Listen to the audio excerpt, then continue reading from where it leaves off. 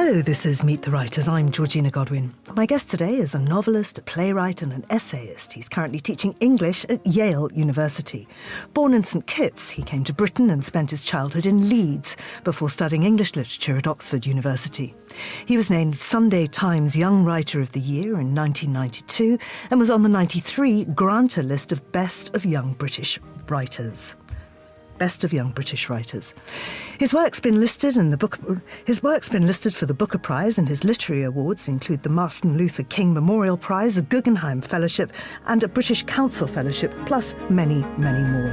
He's a Fellow of the Royal Society of Literature and of the Royal Society of the Arts. His new novel, Another Man in the Street, chronicles a man emigrating to England in the midst of the Windrush Generation, and follows his journey to London from St Kitts and the people he encounters in his life. It's a novel that provides perspective on the immigrant experience post-war and a snapshot of Britain in time. Caryl Phillips, welcome to Meet the Writers. Thank you. May I call you Kaz? You may. I want to hear about your early life. Do you remember being in St Kitts as a tiny child? No, not at all.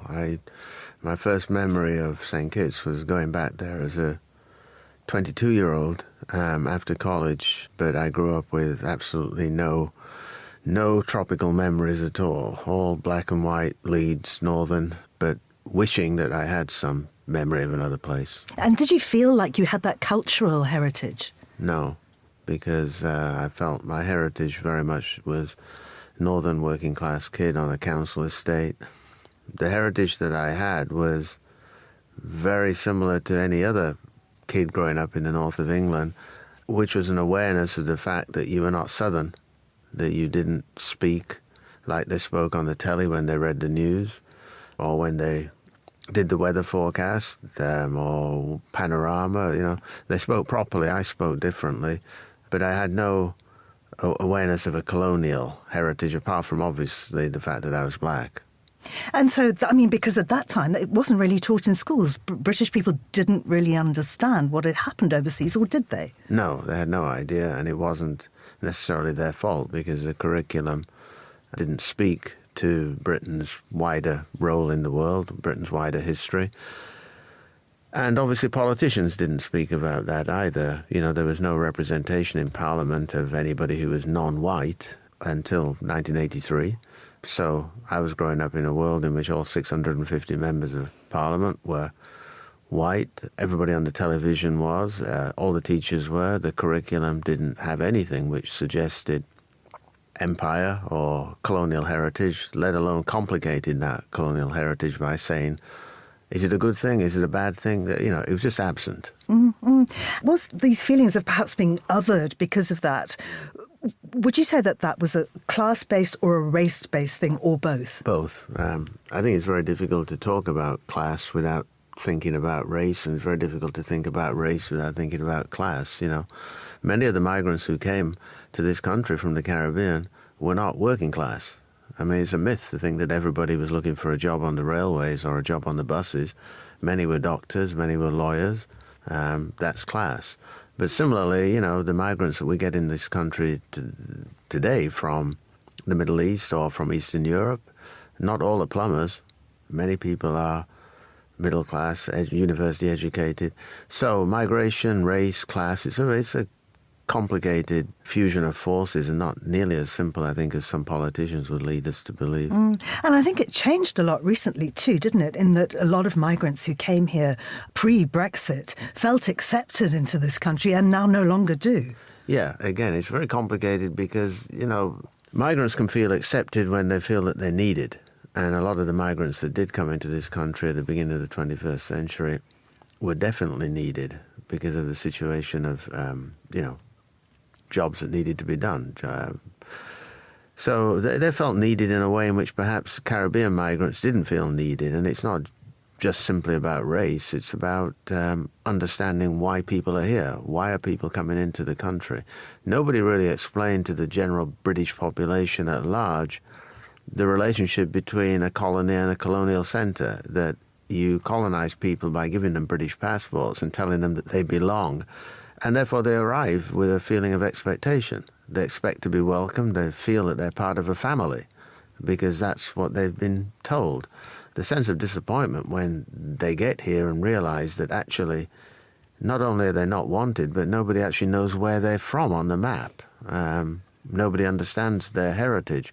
So it's a very, very complicated and often an encounter which results in tremendous disappointment and tremendous sense of alienation. And doubly so for your parents' generation, the Windrush generation, who've had this twice now, who've just recently been told, actually, you don't belong here and you have to go to a place you may not know at all. First of all, it's a terrible thing to ask people to come to a country to work and help you out after the war, which is what the vast majority of West Indians came, because they were asked to come in the wake of the Second World War, when there was great problems with employment in this country. To be asked to come and to find that you're not wanted and you're not recognized is a blow to the soul, of course. But then 40 years later, to realize that, you've gone on holiday to Mallorca or wherever and you can't get back, or you turn up to try and claim your pension and you're suddenly told, actually, you shouldn't be here. Why? Because somebody in the Home Office or the Foreign Office has destroyed the records which show that you do have residency rights. Yeah, it's a double blow, and it's a double sense of, betrayal. Absolutely, it's completely shameful. Being this kid on a council estate in Leeds, going from there to Oxford, what was the driving force that propelled you in terms of education? Well, my parents, because my parents both realized that the primary thing that Britain had to offer their children, not them, but their children, was education. The type of education I would not have been able to get on a small island like St. Kitts, and certainly the type of education that would be very difficult to get in the Caribbean generally. So they were always very keen to push the merits of education. They were not interested in any particular type of university or any particular type of course. They just wanted me to go to university. And fantastic that you got into really one of the best universities at that time in the world. Yeah, they were obviously very pleased, but strangely enough, I was not that interested in going to Oxford. I was interested in going to university, but I wasn't too interested in the prestige or the imagined prestige of the place.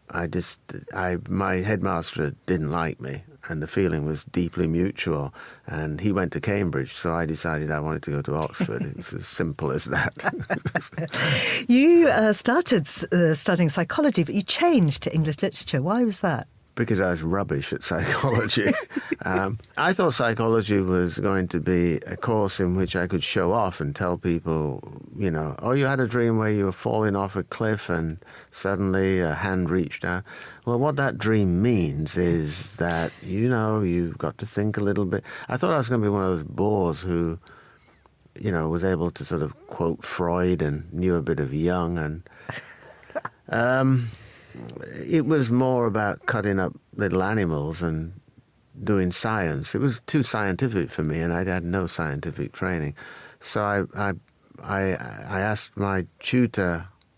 I didn't ask, really. He told me I shouldn't be doing this, and I suggested that I do something else. So he asked me what I wanted to be, and I just said I'm interested in the arts, which I was. I was interested in radio. I was interested in TV shows. I was interested in films and theatre.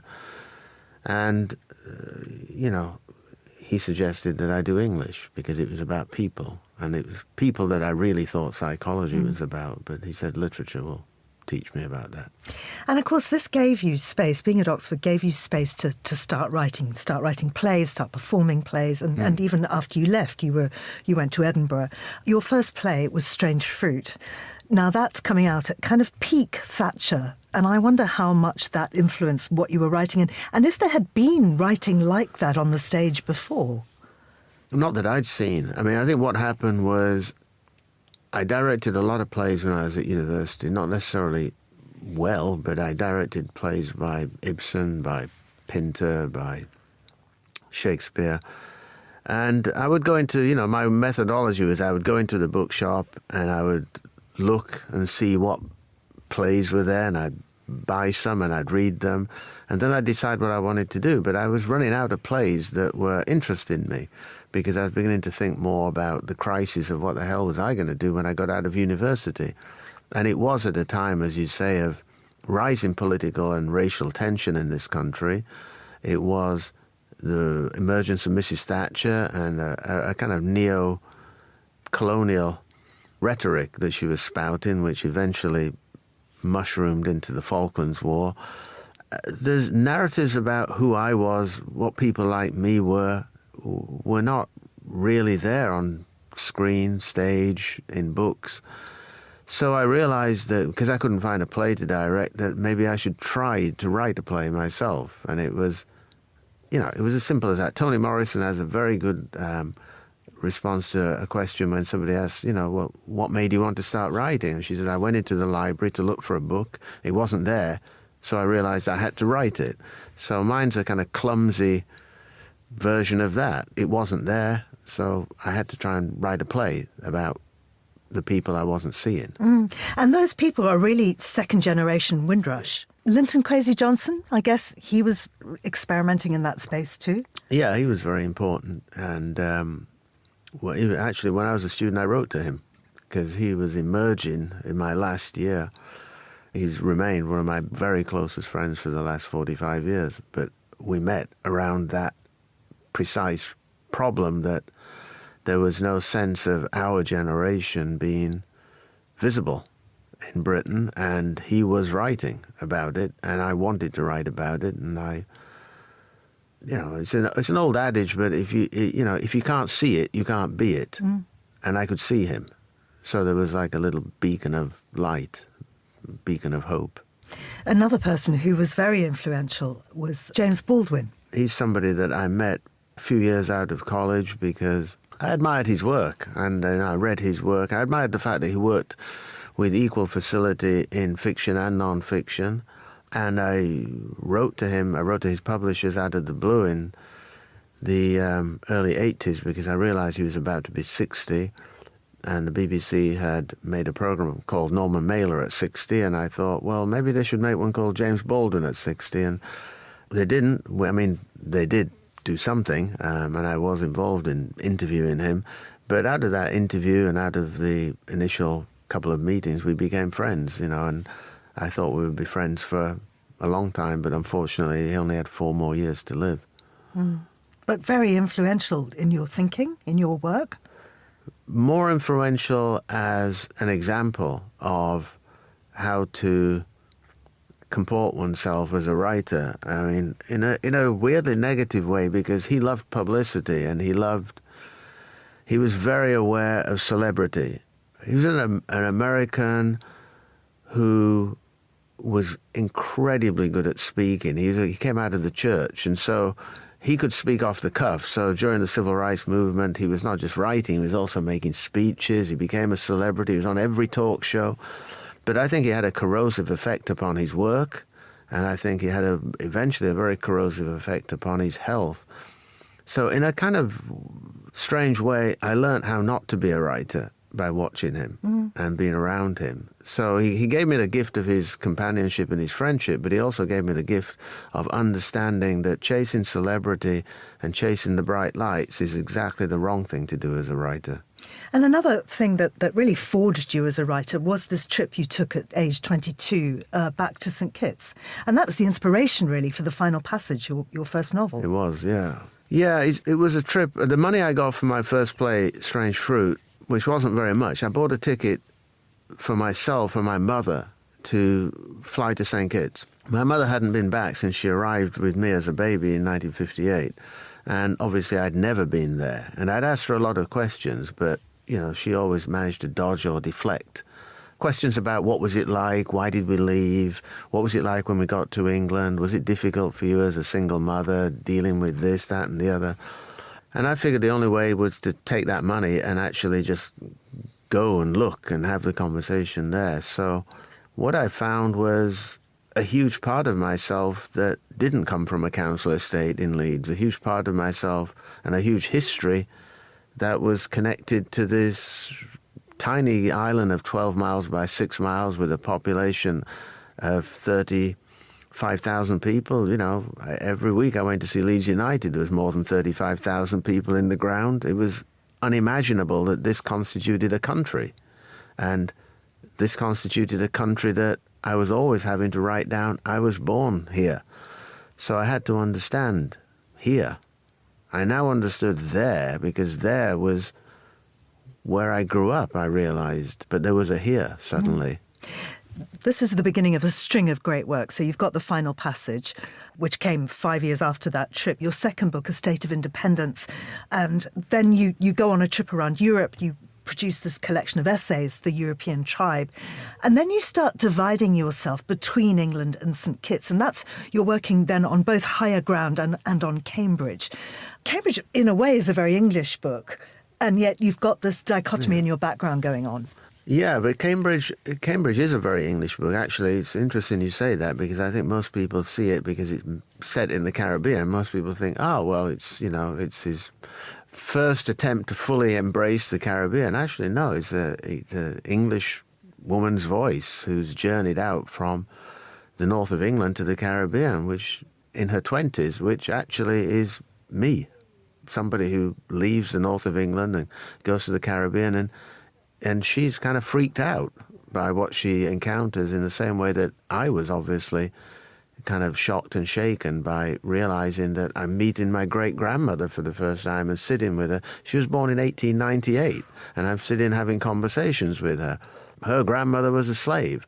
So I'm thinking, why didn't anybody tell me about this, that I had this history? However, the misreading of Cambridge as a quintessentially Caribbean book is a misreading of me, because I became a writer. I wanted to write because of Britain, not because of the Caribbean. I mean, every anxiety that I have, every concern or worry that I have is rooted in this country, because it was shaped right here. Is that why you went to America? In 1990, you became a visiting writer at Amherst College in Massachusetts. I went to America because they asked me, which sounds trite, but the truth is I'd been to America. I'd been lucky enough to go to America any number of times for work, either because of books or because of documentaries or TV stuff I was working on. But I'd never lived in America. So I thought I knew America like most people because of the TV, because of fashion, because of music. But I thought, here's an opportunity to go to a country for a year and to work with young people and to just be there, have an address there for 1 year and learn about the United States. Also, to be perfectly honest, the idea of coming back to Mrs. Thatcher's Britain was not that enticing to me at that time. I mean, like a lot of people, I was ready for change. So I went for a year and I discovered a country. The Iran-Iraq war was on the horizon. It was the first George Bush. It was a lot of turmoil, but I felt I was learning a lot. I was learning a lot about this new country. I was learning a lot about Britain refracted through the prism of the other side of the Atlantic. And I enjoyed working with young people, so it was not a bad year. I wonder what you tell young people, because your narrative voice in your books obviously changes all the time, but you are often telling us the story through people who are very obviously not you, not people that you represent in any way, which brings us into this horrible phrase I can barely bring myself to say, but cultural appropriation. Well, which is complete nonsense. But, the job of a writer is to write oneself into the consciousness of somebody who is not them. You can't throw up a barrier of race, class, gender, or sexuality and say, but you can't go there because you're not that. I mean, that's idiotic, because then, we would go into bookshops in order to choose what we wanted to read. We would know what the book was about by looking at the photograph of the author, because we would know they can't stray from that. It's to me, one of the great joys of being able to imagine is to imagine beyond oneself, not just in terms of other geographies, but other consciousnesses, other genders, other races, other sexualities, other experiences. And other periods in history, which you're also very good at doing. Yeah. Well, it's also what the reader wants to do. If the reader wants to know what's going on, they pick up a newspaper. If they want to take a flight of imagination, they'll pick up a book. It was during this time that you wrote what's probably your best-known novel, Crossing the River. That was 1993. It won the Commonwealth Writers' Prize, the James Tate Black Memorial Prize. It was shortlisted for the Booker. Was it life-changing? No. No, because I was already working on the next book. The reception of a book can be life-changing for some authors, and in that sense, there was a tension. In that sense, you're correct. It was life-changing in the sense that there was a sudden upsurge of attention, but it didn't deflect me into thinking, either I can go through the gearbox now and go down into third gear and relax a little bit, nor did it make me think I can write a different type of book now, or I should write a different type of book and chase an audience. I just continued doing what I was doing, but I think there were more translations of that book than previous books, and in that sense, yes, there was a change, but not in terms of the territory I felt I was walking across. I think I felt I was still walking across the same territory at the same pace. And we see that territory come up again and again. It's about the transatlantic slave trade, it's about empire, it's about the Holocaust, post-war immigration, and so on, even the English canon. These are themes that we see in your work a lot. But what differs, I suppose, is the fact that your work is so character-driven. Yeah, well, I think that's the thing that when I say nothing changed is that I was still faced with the same problem, which is how to access character, how to sink into character, what I think of as how to press the down button on the lift.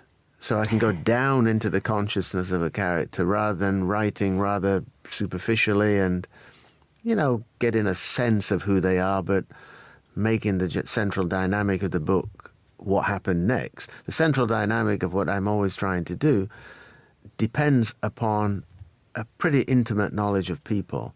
And that wasn't going to change with, and that hasn't changed. I hope that's remained consistent, because that remains the challenge that I face every time I think about a new book, is not the subject matter, is where are the people? So in a way, you really are doing what you set out to do, stroking your beard and waving your cigar and talking about what Jungian traits people have within them. Yeah, but I hopefully not been as irritating as I think I was about to be if I'd have continued with psychology. Let's talk about Another Man in the Street. It's your 12th novel. It's your first in 7 years. And you've been busy. You've been at Yale. You've been doing a lot of things. And this book, well, it begins in West London. Let's take it from there. And West London, of course, at that time, a huge melting pot of culture. And I think that's what was inspiring you to think about this book.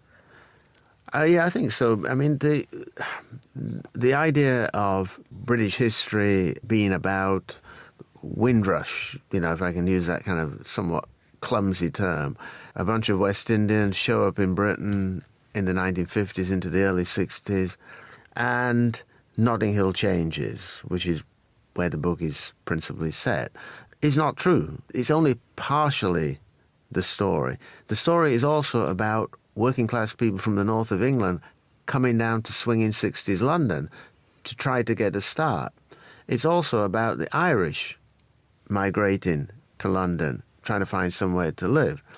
We're not quite yet in the Notting Hill of the 21st century, where it's more about David Cameron and David Beckham and fancy restaurants. But that Notting Hill is not just a Windrush story. It's a story of a melting pot of Britain and a group of outsiders, effectively, trying to find purchase in British life.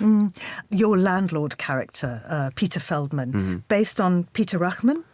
Very, very loosely. But yes, that's another group of outsiders trying to find purchase in Notting Hill. I was very struck by the fact that Freud, or part of the Freud family, Notting Hill is where they came to, out of Germany. So yeah, that's another group of outsiders. But the Peter Ruchman character, he's Peter Feldman in the novel, is a man who is effectively a Holocaust survivor who comes to Britain in the end of the Second World War and begins to try to make a life for himself, initially on the fringes of society, but finds that there's another group of migrants who are arriving who are perhaps even more on the edge of society than he is.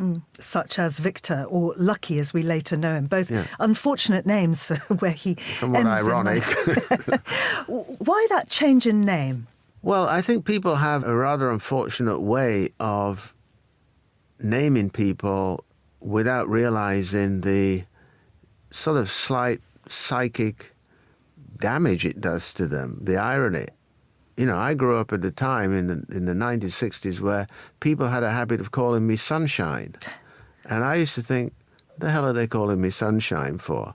I now understand it's imbued with all sorts of perhaps innocent, perhaps not so innocent baggage. And I think lucky is a way of saying the same thing. It's you're not quite sure if they're taking the mick out of you, but you're also not quite sure what it is they're saying. But what it does is it throws you off balance. So I think that's why I wanted to use that name.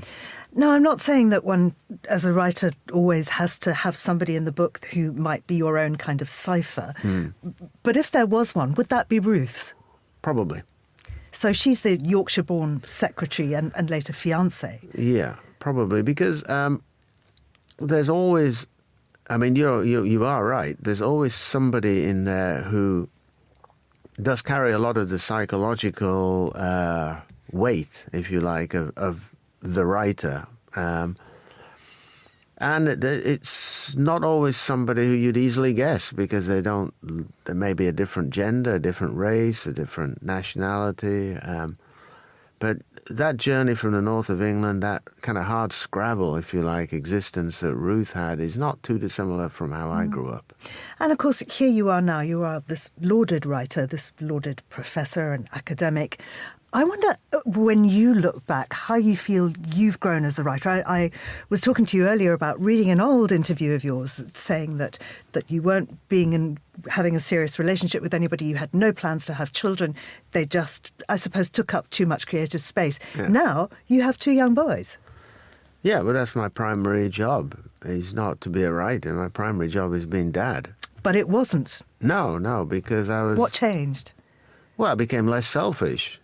You know, it takes a lot of psychic space to write a book, or to write a series of books. I mean, I never set out to write a book anyway. I set out to write more than one book. I knew that I didn't want to write just a book, but I needed space and I needed to be selfish. And I needed to, therefore, do the thing that I always tell students. If a student comes to me and says, I want to write, I never say, how badly do you want to write? I always say the same thing. What are you prepared to give up in order to write?